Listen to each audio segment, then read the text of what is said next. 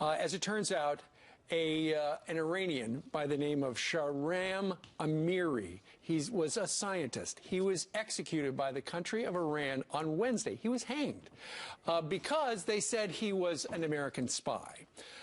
You know, and there are a lot of stories out there today about what he did for the United States. Apparently, it sounds like the CIA paid him $5 million, but people aren't talking about it. He was a top nuclear scientist, potentially letting us know what they were trying to do. Sure. Here's and it's terrible that they executed him. But here's the part that's making news. You know, on Hillary's homebrew unsecured email server up at her house in Chappaqua, apparently Mrs. Clinton and her aides discussed this guy.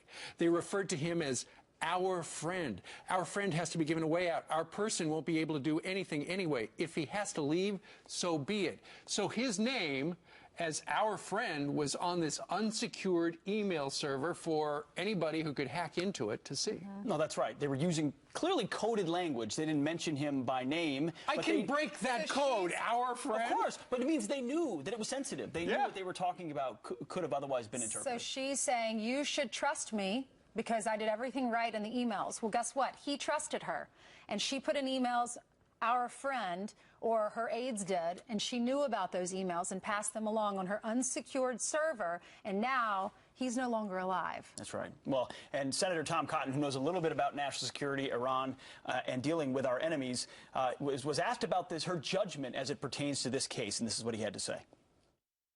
I'm not going to comment on what he may or may not have done for the United States government, but in the emails that were on Hillary Clinton's private server, there were conversations among her senior advisors about this gentleman. That goes to show just how reckless and careless her decisions was to put that kind of highly classified information on a private server. And I think her judgment is not suited to keep this country safe.